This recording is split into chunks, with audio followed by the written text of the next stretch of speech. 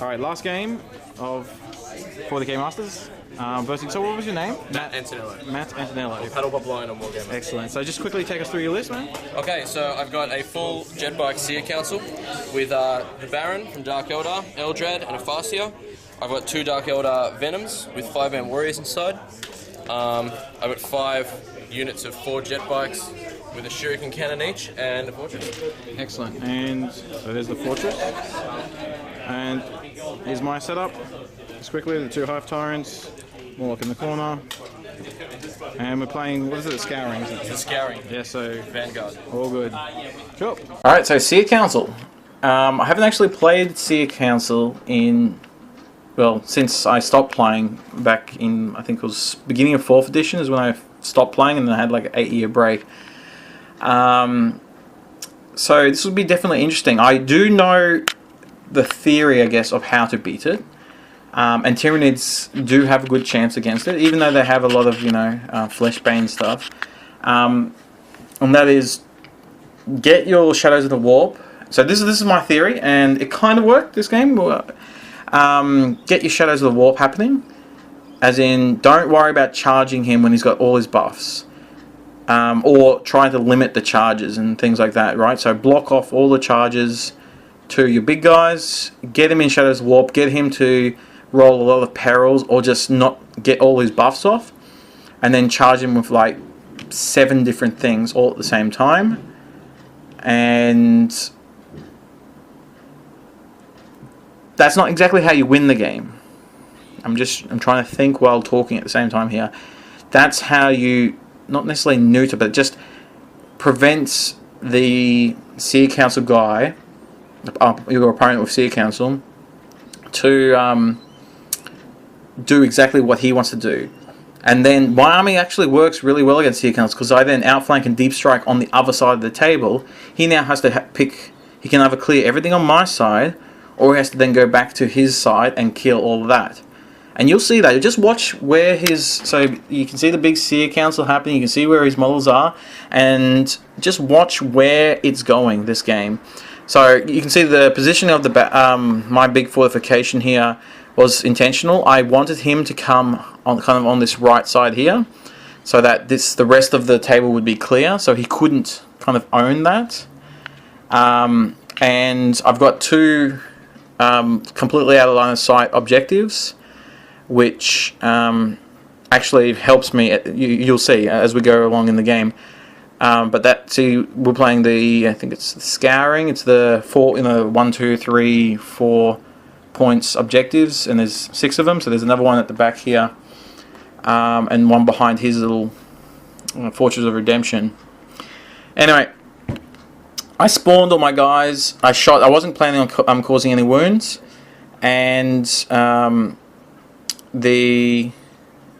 bubble wrapped in essence my Tervagon, so he couldn't get the charge off that easily, so he had to only charge the little Gaunts. Now I realized I made a, not necessarily a mistake, but just a tactical error, maybe something like that.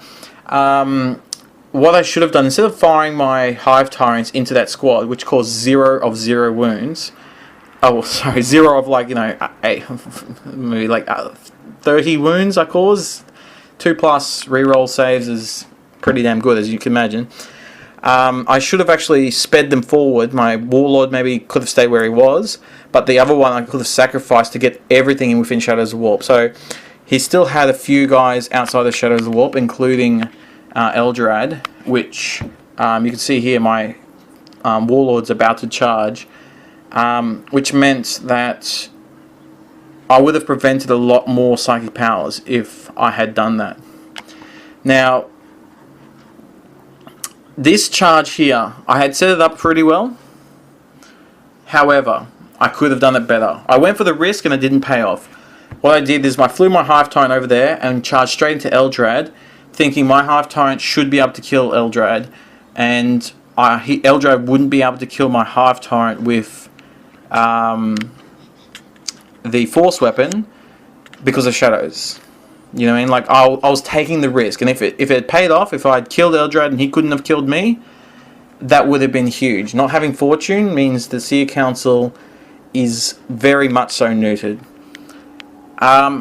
And it almost worked. He failed and actually perilled on his first roll of the what's it called, the force weapon activation.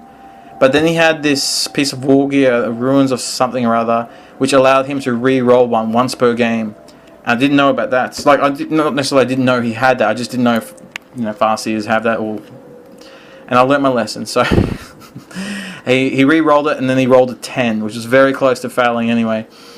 So what I want you guys to do, if you're really interested, go back and have a look at where the units were positioned. So I spawned a whole bunch of guys on one side, and have a look if you can see how I could have charged better to get better results there. I've looked over it myself and with another person, and there's definitely what I could have. There's definitely things I could have done better in that one charge. It didn't cost me the game, but it could have very easily. Well, it cost me the win. Let me put it that way. So what I could have done. So now you guys pause and go back or whatever.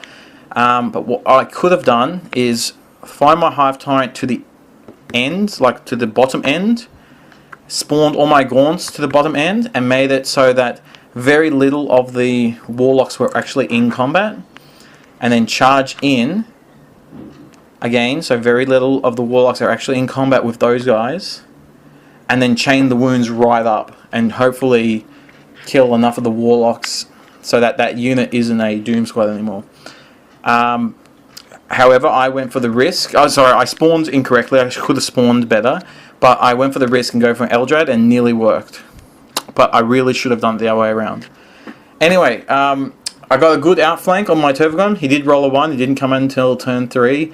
But he came in behind the Fortress of Redemption, where there's an objective, and meant that you can see his Seer Council had to go flying back on the other side. My pod's dropping in okay, and you can see this, where my positioning of my Firestorm redoubt means that Matt's had to come in behind this line of sight blocking. You can see, it's like forcing him to come there, which is not actually a bad thing. Now I'm shooting. My rivals are shooting every turn. I'm trying to kill troops, and I managed to kill actually all the warriors except for this 2-man little squad of bikers and another 3-man. I kill everything except for the bikers, because the bikers are very, very hard to kill with Tyranids. You got Space Marines that can fly, 36 inches in a turn. Hard to chase down. You get 1, maybe 2 chances of shooting them. One of the things I didn't notice, and I actually told Matt after the game that he should have let me know that he had made this modification, was he put an extra door on the las cannon side of the Fortress of Redemption.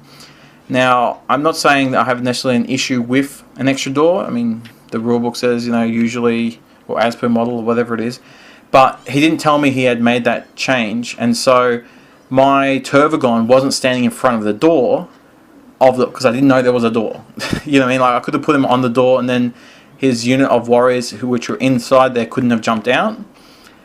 I just didn't know they existed, and so he managed to jump out and potentially contest and own that objective, and actually caused 2 wounds on my Tervagon, which may not have happened. In any case, I got Linebreaker and the 5 points you can see down here, and he got 2 objectives, and also First Blood and Warlord. You can see here that a last objective in the top left-hand corner was actually outside of my deployment zone, and he was expecting to get Linebreaker with that unit, but it's outside the deployment zone, so we got to draw 6 points each. Anyway, the whole tournament was interesting. I think definitely a good experience. I definitely recommend anyone who gets the opportunity to go to 40K Masters in Australia to go, because you get to play against really good players, as in they know their stuff, and pretty damn hard lists. And if you can get a win or 2, awesome. If you can win the whole thing, even better. Alright guys, see you later.